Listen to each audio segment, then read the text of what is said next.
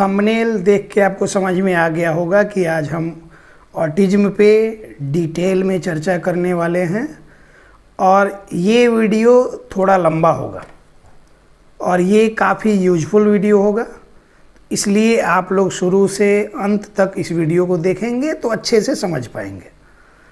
ऐसा बहुत कम ही वीडियो में हम बोलते हैं जो ज़रूरी होते हैं देखने के लायक, जिससे काफ़ी यूजफुल आपकी लाइफ में हो सकता है, आपके बच्चे के लिए एक टर्निंग पॉइंट साबित हो सकता है। उन वीडियो में हम पहले ही बता देते हैं कि इसको शुरू से लेकर अंत तक देखिएगा। तो शुरू करते हैं। आज 5 पॉइंट पे हम बात करेंगे। सबसे पहला पॉइंट हमारा होगा कि ऑटिज्म क्या है, इसके बारे में डिटेल में चर्चा करेंगे।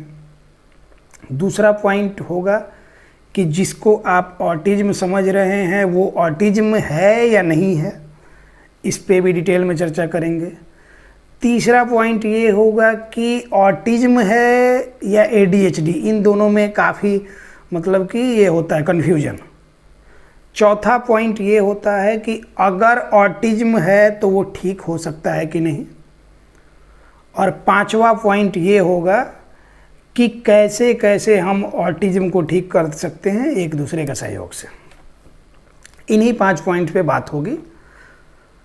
अब चूंकि पहला पॉइंट हमारा है कि ऑटिज्म है क्या, तो सबसे पहले इसी पे बात कर लेते हैं। देखिए, ऑटिज्म के बारे में मैंने बहुत बार वीडियो बनाया, सैकड़ों वीडियो है मेरे ऑटिज्म के बारे में। लेकिन ऑटिज्म क्या है ना कि मैंने बोला ना कि जितना ये छोटा टर्म लगता है, इसको अगर ASD शॉर्ट फॉर्म में बोलें तो कितना छोटा सा हो गया।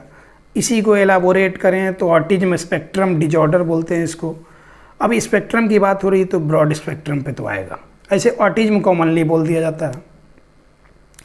ऑटिज्म का हिंदी अर्थ होता है, इसका शाब्दिक अर्थ होता है स्वलीनता, मतलब कि सेल्फ सेंटर्ड, खुद में बच्चा रहेगा, अपने आप में लीन रहेगा, अपने आप में समाया हुआ रहेगा। वो उसको बाहरी दुनिया में क्या चल रहा है उससे मतलब उतना नहीं है।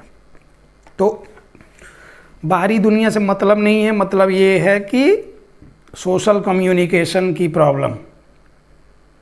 अब वो डिजॉर्डर हो सकता है, सोशल कम्युनिकेशन डिजॉर्डर, मतलब कि सोशल कम्युनिकेशन प्रॉपर ऑर्डर में नहीं है। जैसे हमारा सोशल कम्युनिकेशन प्रॉपर है, उन बच्चों का नहीं है, तो सोशल कम्युनिकेशन डिजॉर्डर बोल सकते हैं, बोलते हैं, उनमें होती है ये प्रॉब्लम।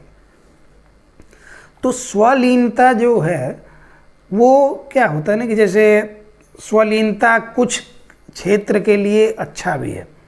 जैसे कि अगर स्वलीन होना मतलब अपने आप में लीन होना, तो जैसे कि साधु समाज में लोग होते हैं तो वो ज़्यादातर पूजा पाठ में, अध्यात्म में रमे हुए लोग, तो वो अपने आप में ही अंदर जाना चाहते हैं, जितना अंदर से अंदर जाना चाहिए, मतलब अपने आप में समाहित होना चाहते हैं, सीमित होना चाहते हैं, दुनिया के जाल से छुटकारा चाहते हैं। और ये होता भी है, उस तरह के संन्यास आश्रम में ऐसा होता है कि उसमें अपने आप में जितना समाहित होंगे, अपने अंदर की दुनिया में, बोला जाता है कि हर एक इंसान के अंदर एक पूरा ब्रह्मांड छुपा हुआ है। तो ये अध्यात्म की बात है। तो ये एक तरह से सही भी है, ये गलत नहीं है। लेकिन हाँ, चूँकि हम चाहते हैं कि बच्चों को समाज से जोड़ें, उनको सामाजिक प्राणी बनाएं, हम हमेशा से यही पैटर्न चला आ रहा है, यही प्रथा चली आ रही है। कोई चाहता थोड़े है कि उनका बच्चा साधु बने और सन्यासी बने, वैसे कोई नहीं चाहता। तो ये सही भी है, दुनियादारी के हिसाब से बिल्कुल सही है। तो हम चाहते हैं कि बच्चे का सोशल इंटरेक्शन इम्प्रूव करे, वो सामाजिक रूप से सही बने। तो ऑटिज्म एक तरह से डिजॉर्डर भी है और एक तरह से अपॉर्चुनिटी भी है। अपॉर्चुनिटी इन द सेंस कि अगर एक तरह की प्रॉब्लम उसमें आई, सोशल कम्युनिकेशन की प्रॉब्लम, और जो भी प्रॉब्लम, स्पीच वगैरह की प्रॉब्लम जो भी आती है, या फिर उनने मान लीजिए लर्निंग की प्रॉब्लम आ रही है, प्रॉपर लर्न नहीं कर सकते हैं, सीख नहीं पाते जल्दी से, तो ये सारी प्रॉब्लम्स के साथ साथ बहुत सारी क्वालिटीज़ भी उन बच्चों में होती हैं। जैसा मैंने कहा कि सेल्फ सेंटर्ड वो रहेगा, तो थोड़ा बहुत तो उसको सोशल इंटरेक्शन उसका इम्प्रूव करना है, लेकिन फिर भी एक तरह से क्या है ना कि उसमें अपने आप में सीमित रहने की वजह से कुछ ना कुछ उसमें स्पेशल गुण रहेंगे। जैसे कि आर्ट एंड क्राफ्ट के क्षेत्र में इस तरह के बच्चे काफ़ी जीनियस निकलते हैं, मैंने देखा है बहुत सारे बच्चों। अभी कल ही एक दिल्ली में, नोएडा में शायद रहती हैं, या दिल्ली में। उनका बच्चा है 9-10 साल का या 11 साल का, 12 साल का, ऐसा ही कुछ है, अभी ध्यान में नहीं आ रहा मेरे। तो वो बच्चा क्या है कि पेंटिंग बहुत अच्छा बनाता है। भले पढ़ाई में उसका उतना मन नहीं लगता, लेकिन पेंटिंग में, आर्ट एंड क्राफ्ट में वो काफ़ी अच्छा है। तो मैंने बोला कि प्रॉब्लम क्या है, उसी में आप आगे बढ़िए। तो बोले कि सर इसमें भी तो समझ में नहीं था कि पेंटिंग भी अच्छा कर लेता, डांसिंग में भी काफ़ी अच्छा है, सिंगिंग भी कर लेता। तो मतलब क्या है कि ये आर्ट के क्षेत्र में काफ़ी आगे है। तो हम क्यों ना उसको पढ़ाई पे कम फोकस करके आर्ट के क्षेत्र में लेके चलें, जिसमें कि वो काफ़ी बेहतर कर सकता है। आप लोगों ने तारे ज़मीं पर मूवी बहुत सारे लोगों ने देखी होगी। तो उसमें बच्चे को डिसलेक्सिया रहता है, उसके घर वाले को लगता है कि ये पढ़ाई में ध्यान नहीं देता, मतलब बदमाशी करता है। ज़बरदस्ती उसको बोर्डिंग स्कूल में ले जाकर डाल देते हैं। वहाँ स्कूल वाले भी बाद में पेरेंट्स को बुला के बोलते हैं कि आपका बच्चा पढ़ाई के लायक नहीं है, ये हमारे यहाँ नहीं रह सकता, ये वो बहुत तरह की बातें होती हैं। क्यों? अब उनको क्या लगता है कि जैसे कुछ भी वो लोग पढ़ा रहे हैं, उसको लर्निंग की प्रॉब्लम होती है, डिसलेक्सिया, तो उसको समझ आ ही नहीं रहा। तो अब वो कैसे, ये उसके प्रोसेसिंग ही नहीं हो पा रहा प्रॉपर, तो कैसे वो करेगा? तो उसको कुछ भी समझ, कुछ भी लिखा जा रहा है, उसके दिमाग में इमेज उल्टा बन रहा है। ये सारी चीज़ें नहीं समझ में आती हैं, पेरेंट्स को नहीं समझ में आती, स्कूल वालों को नहीं समझ में आती, तो प्रॉब्लम है। जब वहीं पे स्पेशल एजुकेटर आ जाता है, आमिर खान अपना ये में, तो उसी स्कूल में आता है, जब वो देखता है तो इस बच्चे के बारे में वो जानना चाहता है, इसको जब एसेस करता है, तो फिर उसके बाद पेंटिंग वगैरह बनवाता है, तो सारे बच्चों में सबसे बढ़िया पेंटिंग इसकी होती है। कैसे? उसके दिमाग में एक अलग दुनिया चल रही है, वो चूँकि ज़्यादा चीज़ों में ये नहीं है। जैसे किसी को, अभी हम आप जो भी हैं, देश में क्या चल रहा है, कौन से राजनीतिक दल कैसे दांव पेच कर रहे हैं, इससे लेकर पूरी दुनिया में क्या चल रहा है सबके बारे में हम जानते हैं। स्पेस में क्या चल रहा है, कौन अपना चंद्रयान भेजा, किसने अपना मंगलयान भेजा, क्या क्या क्या क्या, ये सारी चीज़ें जो खबर हम डेली के डेली रखते हैं, इन बच्चों को उन सब चीज़ों से मतलब होती नहीं, इसलिए इनका ध्यान ज़्यादा बंटा हुआ नहीं होता। अब करना है, दुनिया में ले आना है, तो उनको करना है, इम्प्रूव तो करना है, उस तरह से उनका ये बढ़ाना है, एक्सपोजर बढ़ाना है। लेकिन देखें कि जिसमें स्पेशली कुछ अच्छा वो कर रहा है, करियर के पर्पज से उसी फील्ड को चुने, उसी में लेके जाएं। हाँ, पढ़ाई ज़रूरी है, पढ़ाई इतना ज़रूरी है कि जैसे पढ़ लिख के अपना कम्युनिकेशन प्रॉपर लोगों से बैठा सके, अच्छे अच्छे बड़े बड़े लोगों के बीच में, बड़े बड़े कंपनियों के ये में जाए, तो वहाँ भी अपनी बात को रख सके, इतनी उसमें स्किल होनी चाहिए, उसमें लैंग्वेज होनी चाहिए, बातचीत करने का तरीका होना चाहिए, एक मतलब पर्सनैलिटी डेवलपमेंट होनी चाहिए। लेकिन ज़रूरी नहीं है कि पढ़ाई में वो अव्वल ही हो। सचिन तेंदुलकर से लेकर विराट कोहली से लेकर ये सारे लोग जो भी हैं, जो अपने दम पे कुछ आगे इतना बड़ा बड़ा महान हस्ती बने, तो ये ज़्यादा पढ़े लिखे लोग नहीं हैं, और इन्होंने पढ़ाई को लेकर कभी प्रेशर भी नहीं लिया। तो जिस क्षेत्र में ये कर सकते थे, इसमें ये शीर्ष पे है। उसी तरह पढ़ाई ज़रूरी है, इतना कि एडीएल का हमारा ये जनरल इंस्ट्रूमेंटल एडीएल काम चल जाए, अकाउंटिंग वगैरह आ जाए, लोगों से बातचीत करना आ जाए, बस। ज़रूरी नहीं कि हर बच्चा पढ़ाई में आइंस्टीन और न्यूटन हो। तो इसी तरह का ये ध्यान देने की ज़रूरत है कि आप अपने बच्चे की एबिलिटी, स्पेशल एबिलिटी जो है, उसको पहचानिए कि किस क्षेत्र में वो काफ़ी अच्छा कर सकता है, तो उस क्षेत्र में उसको बढ़ाइए। अब हम बात कर रहे थे कि इसमें स्वलीनता होती है, मतलब बच्चा सेल्फ सेंटर्ड होता है। तो इसकी वजह से क्या होता है ना कि कुछ कुछ चीज़ों में तो नहीं वो जान रहा, लेकिन जिस चीज़ को जानेगा काफ़ी अच्छा वो कर सकता है।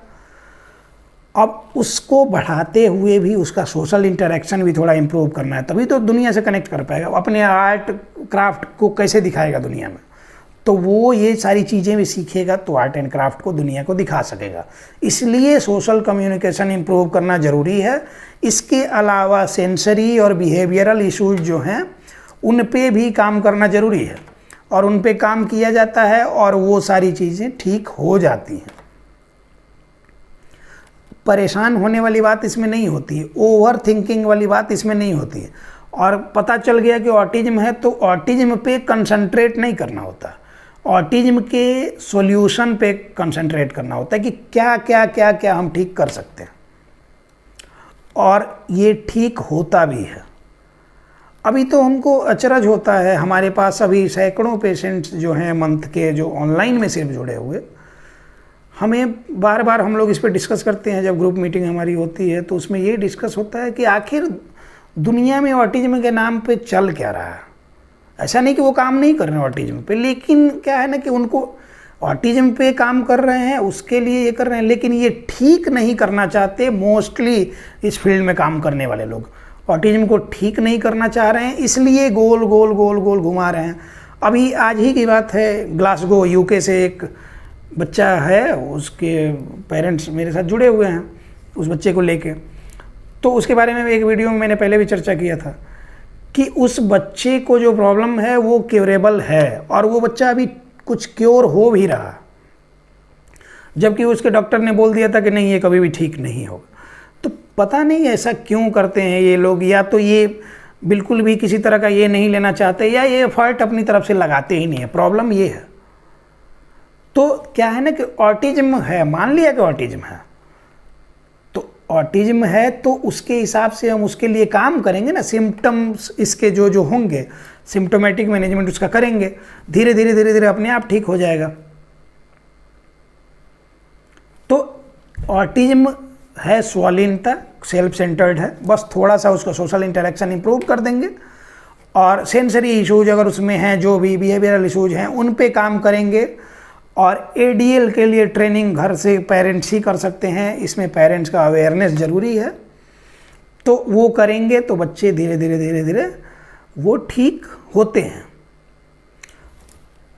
अब बात करते हैं हमारे दूसरे पॉइंट पे कि क्या सही में सारे बच्चों को ऑटिज्म ही है।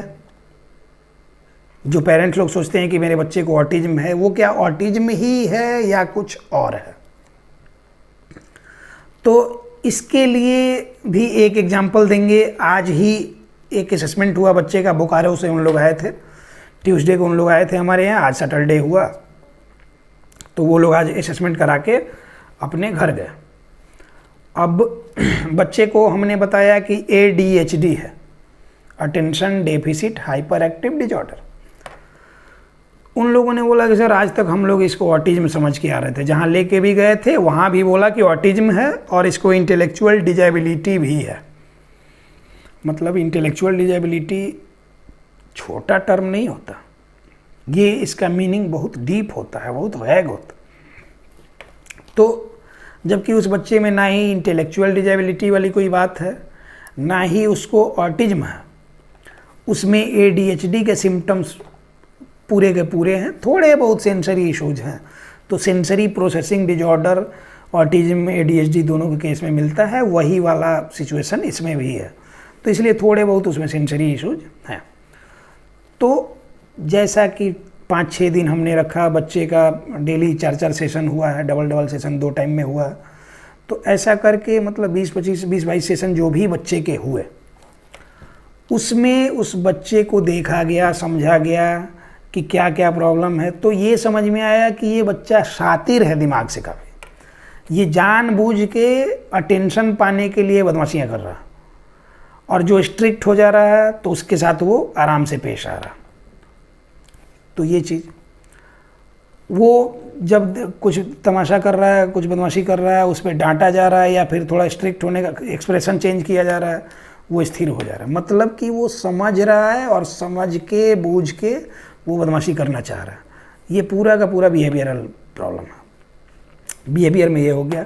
पेरेंट्स जनरली अगर दोनों वर्किंग हों तो वो क्या करते हैं कि जो खाली समय उनके पास होता है उसमें बच्चे को वो मतलब कि पैम्परिंग में निकाल देते हैं। तो प्रॉपर पेरेंटिंग नहीं कर पाते। मतलब कि थोड़ा स्ट्रिक्ट भी होना चाहिए, हर जगह बच्चे की बात नहीं माननी चाहिए। हर डिमांड उसकी पूरी होगी, नीड पूरी नहीं होगी तो प्रॉब्लम होगी। नीड पूरी करें, डिमांड नहीं। कितनी बार मैंने बोला। तो जैसे ऐसे ही आज तो मैंने उनको क्लियर बताया कैसे कैसे मैनेज होगा, वो भी उनको बताया, वो लोग सेटिस्फाइड भी हैं। इसी तरह का एक बच्चा तेलंगाना से आया था हमारे यहाँ, उसको ऑटिज्म है, वो माइल्ड ऑटिज्म है, हालांकि मॉडरेट टू सीवियर कहाँ बताया था। तो माइल्ड ऑटिज्म उस बच्चे को है। अब वो बच्चा हमारे यहाँ आया, घर पे कुछ भी नहीं कर रहा था, कहीं गया था तो उसको मंथली शायद 75,000 रुपीज़ मांगा था लोग कि 3 सेशन चलेगा, मतलब OT चलेगा, स्पीच चलेगा और वो बिहेवियर 3 सेशन चलेगा, 25-25 हज़ार रुपये महीने का, मतलब 75,000 रुपये। उन लोगों ने बोला कि 35,000 रुपये हमारी मंथली इनकम ही है। शॉपकीपर उन लोग हैं, दुकान, किराना का दुकान है, तो उसमें कितना इनकम हो जा रहा होगा किसी का। उससे 75,000 रुपया मांगा गया और उसको मॉडरेट टू सीवियर ऑटिज्म बता के उससे पैसा मांगा गया। वो लोग समझदार थे नहीं गए, समझदार क्या, पैसा नहीं था, ये अच्छी बात है कि पैसा नहीं था, नहीं तो जाकर फंस जाते।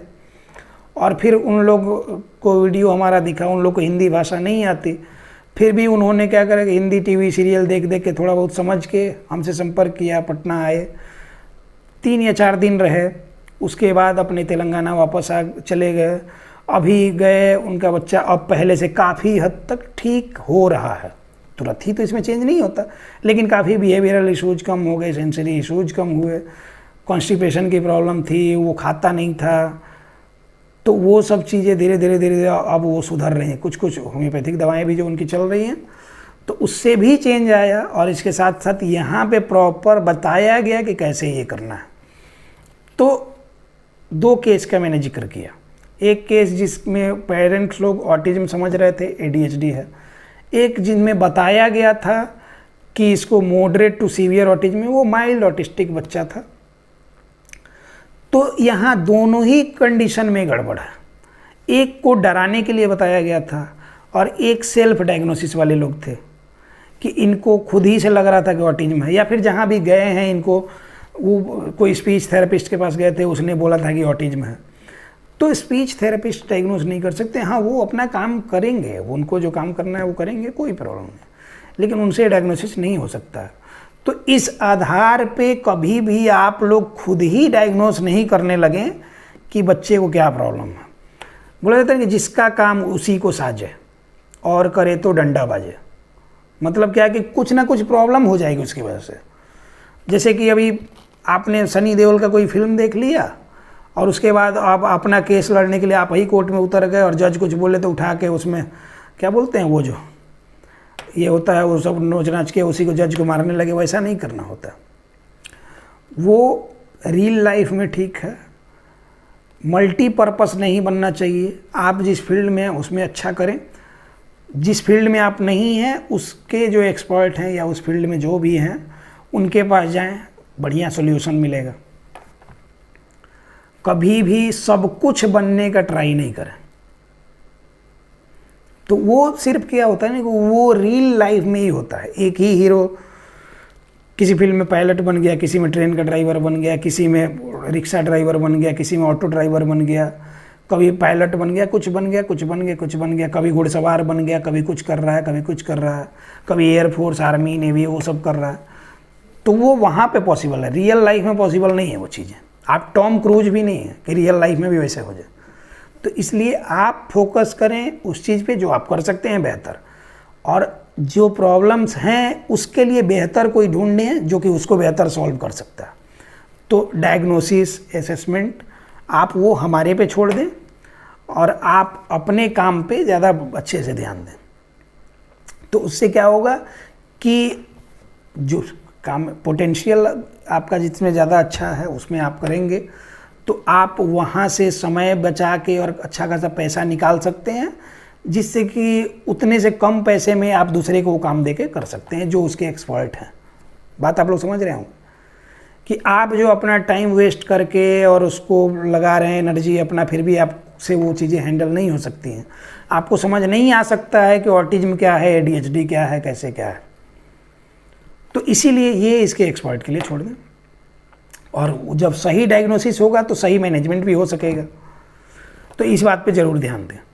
अभी तीसरा पॉइंट हमारा था कि ऑटिज्म और ADHD में काफ़ी कन्फ्यूजन होता है। तो 2 जो उदाहरण हमने दिए उसमें काफ़ी चीज़ें समझा भी दी, लेकिन फिर भी शॉर्ट में इस पर बात करेंगे।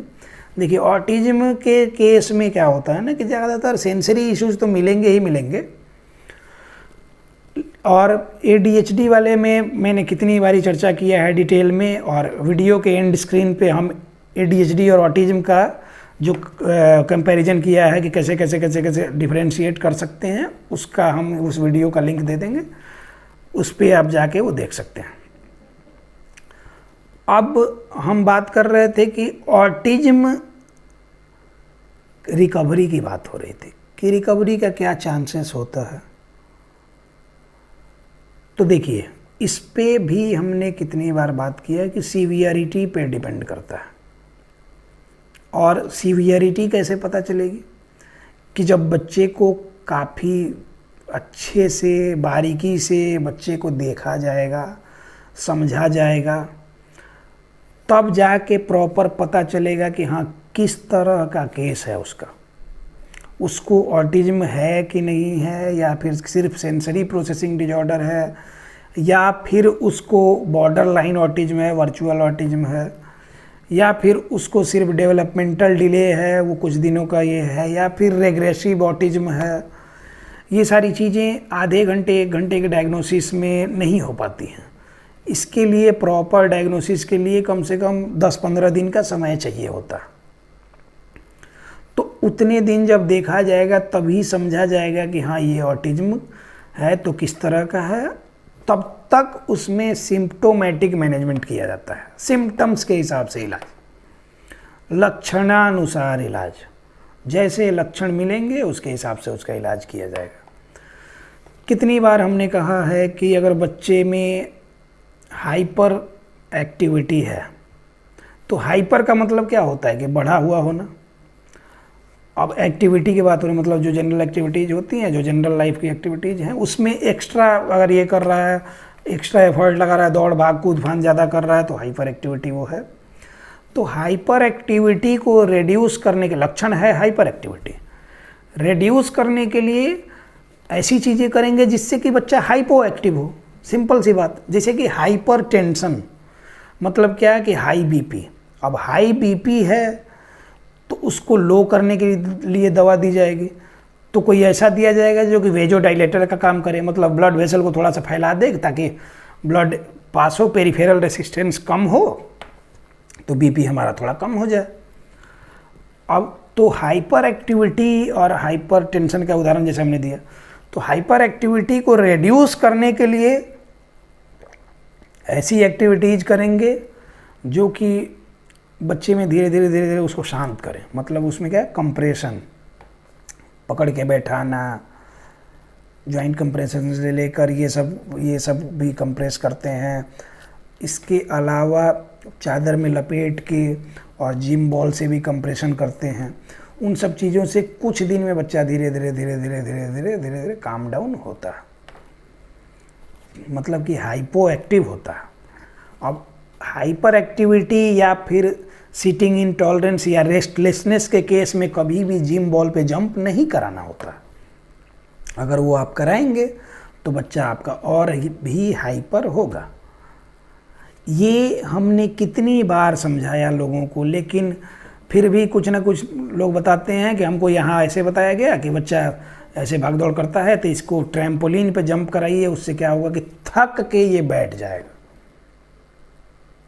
तो ये वही बात हो गई कि हाई बीपी है तो फिर भी हाई बीपी की दवा दे दीजिए कि ज़्यादा हाई हो जाएगा, दोनों बैलेंस कर देगा, मतलब कि लोहा लोहे को काट देगा।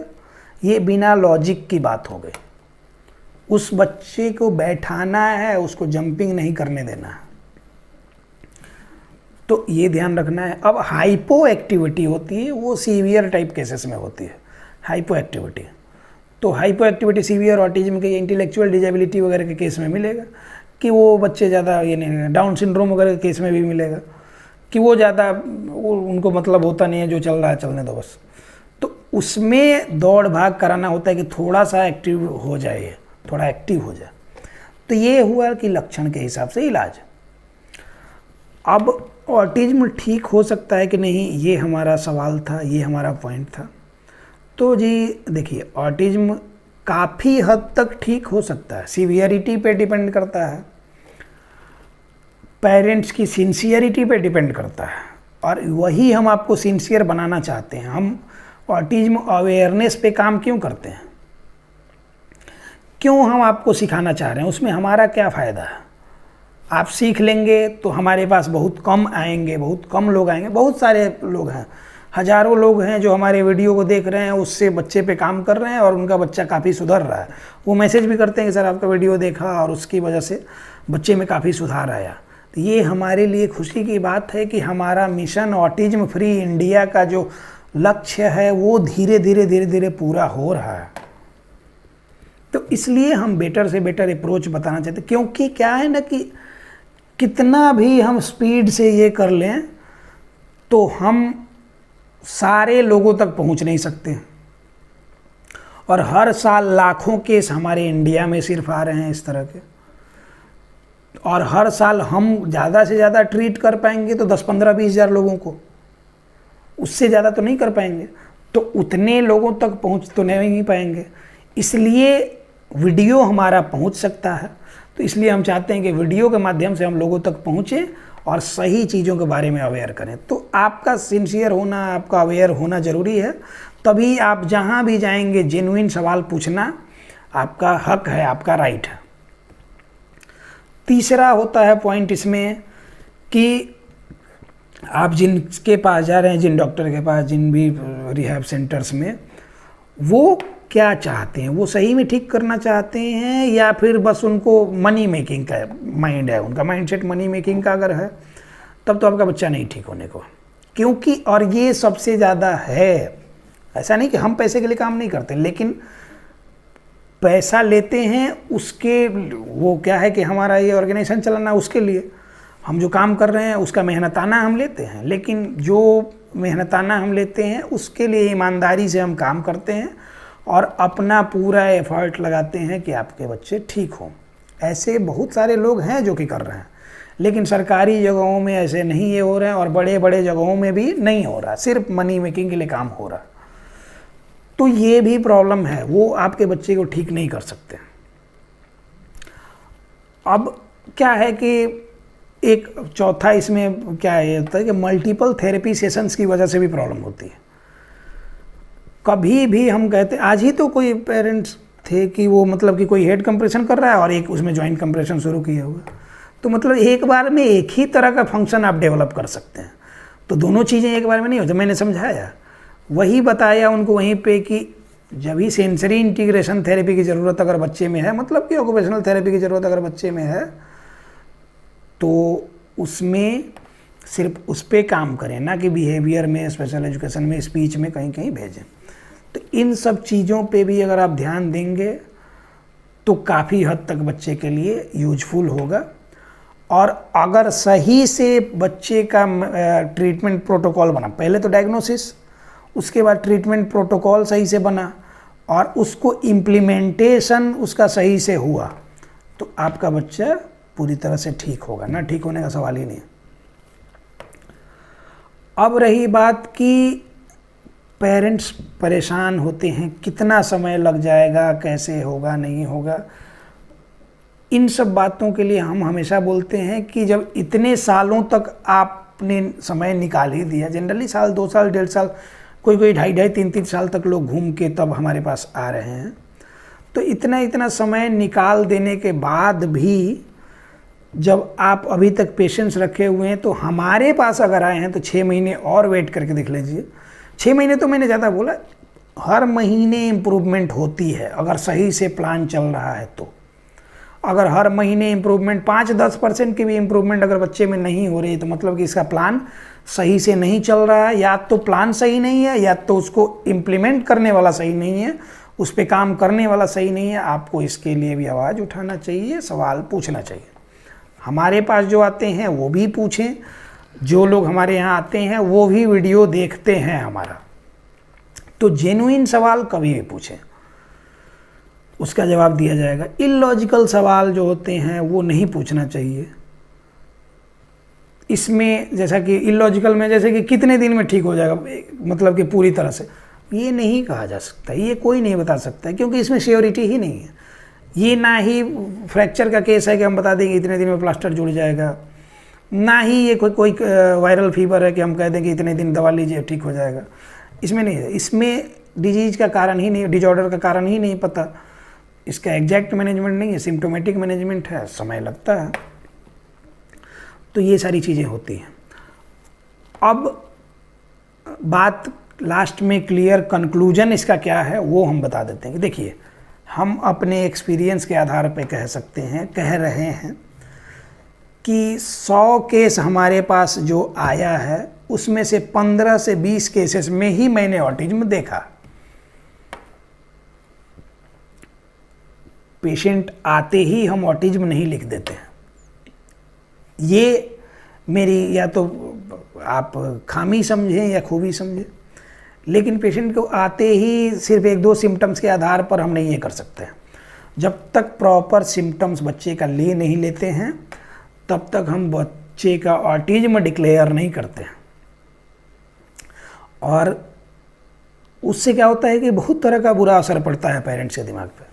वो उसके बाद से ओवर थिंकर हो जाते हैं, ओवर थिंकिंग करने लगते हैं इधर उधर उधर उधर उधर उधर, तो उसकी वजह से प्रॉब्लम होती है। तो इसलिए सही डायग्नोसिस ज़रूरी है। और हाँ, एक बात हम बार बार बोलते हैं कि बच्चे लोग से ज़्यादा इलाज की ज़रूरत पेरेंट्स की है। मतलब पेरेंट्स को समझने की समझदारी उनमें नहीं है। कुछ लोग हैं जो कि कहीं भी जाते हैं तो अपना बिना मतलब का दिमाग घुसाते रहते हैं। जब मैंने कितनी बार कहा है कि भोजपुरी में एक कहावत है कि ना चीन तो नया कीन, मतलब कि नहीं पहचानो तो नया खरीदो, और ना जान तो बात मान, नहीं जानो तो बात मान लो। तो ये हम आप लोगों से रिक्वेस्ट करते हैं बार बार कि जो चीज़ आप नहीं जाने, कम जानते हैं, तो उसको सीखने की ललक रखें, सीखने की इच्छा रखें, सीख सकते हैं। जहाँ पे आप जा रहे हैं जेन्युइन सवाल पूछें, उसका रिप्लाई लें, अननेसेसरी आर्ग्यूमेंट्स वगैरह ना करें। अननेसेसरी कोई बात को लेके पकड़े जो आपने कहीं से सुना है, उसके बारे में क्या है, उसके मतलब कि प्रामाणिकता क्या है वो आपको नहीं पता, फिर भी आप उस पर बहस करें, वो भी गलत होता है। बहुत सारे लोगों ने हमसे स्टेम सेल थेरेपी पे बहस किया, हमने डांटा भी उनको, और लास्ट में स्टेम सेल थेरेपी पे मेडिकल जो हमारा नेशनल मेडिकल काउंसिल है उसने रोक लगा दिया। ये इसके नाम पे एविडेंशियल प्रूफ इसका कुछ है ही नहीं, और लोग धांधली कर रहे हैं 5-5, 6-6, 10-10 लाख रुपया ले लेके, और लोगों को परेशान कर रहे हैं, कुछ भी नहीं हो रहा है इससे। तो ये सारी चीज़ें हैं, आपको समझने की ज़रूरत है। जागो ग्राहक जागो बार बार बोलते हैं ना हम, तो यही सब चीज़ें हैं, आप समझेंगे तो आपको समझ में आएंगे। तो ऑटिज्म के बारे में इतनी सारी जानकारियाँ हमने दी। अब अंत में एक बात और बता देते हैं कि जो लोग भी, जिनको भी ऐसा लग रहा है कि उनके बच्चे को ऑटिज्म है या हो सकता है, या फिर उस तरह की कोई भी डेवलपमेंटल डिले लग रही है, स्पीच डिले हो, लर्निंग की प्रॉब्लम हो, किसी भी तरह की प्रॉब्लम है, आप हमारे साथ ऑनलाइन सेशन में जुड़ना चाहते हैं, हम गारंटीड सॉल्यूशन देते हैं। और इस बात की गारंटी है कि पहले महीने से ही 5-10% की इम्प्रूवमेंट आपके बच्चे में होगी। ये इतने कॉन्फिडेंस के साथ इसलिए हम कहते हैं क्योंकि हम सही अप्रोच पे काम करते हैं, एक दूसरे का सहयोग चाहते हैं। अकेले हम कुछ भी नहीं कर सकते हैं, आपका सहयोग होता है तो हर महीने 5-10% की इम्प्रूवमेंट बच्चे में होनी ही होनी है, ना होने का सवाल नहीं है। तो जो लोग भी हमारे साथ हमारे सेशन में जुड़ना चाहते हैं वो आप हमारे को मैसेज कर सकते हैं। हमारा ये जो व्हाट्सएप, ऑफिशियल व्हाट्सएप का ये जो नंबर है, इस पे आप मैसेज करके प्रोसीजर जान लें जुड़ने का, और जुड़ जाएं, बच्चे का असेसमेंट करा लें, और असेसमेंट करा के फिर उसके बाद मंथली सेशन में हमारे जुड़ जाएं, और आप अपने घर से ही बच्चे को काफ़ी हद तक ठीक कर सकते हैं। बीच में जब भी आपको समय मिले आप हमारे पटना सेंटर में आके विजिट कर सकते हैं। 1 सप्ताह के लिए हम बुलाते हैं, उसमें 14-15 सेशंस आपके बच्चे के हो जाएंगे, डबल ट्रिपल सेशन करके, मतलब अलग अलग टाइम में, सुबह से रात तक तो सेशन चलते ही रहता। तो उसमें बच्चे का हम प्रॉपर असेसमेंट कर देंगे, आपको सही चीज़ें सिखाएंगे कि बच्चे को घर पे जाके कैसे मैनेज करें, कैसे रखें, किस सिचुएशन में कैसे इसको हैंडल करें। ये सारी चीज़ें जो फिजिकल में प्रेजेंट होना चाहते हैं वो लोग भी इस नंबर पे संपर्क करके अपना सारा प्रोसेस ले सकते हैं कि फिजिकल में आने का, उसके लिए अपॉइंटमेंट पहले से लेके आना होता है। और आप हमारे यहाँ आके आप अपने बच्चे को दिखा लें जितनी जल्दी से जल्दी हो सके, ताकि आपका जो भी कीमती समय बचा हुआ है, एक दिन जो बीत रहा है वो ना बीते, और आपके बच्चे का फ्यूचर ब्राइट हो, उसका फ्यूचर कभी भी अंधकार में नहीं रहे। अंत में बस इतना ही कहना चाहेंगे कि be aware, be positive, autism is curable. धन्यवाद।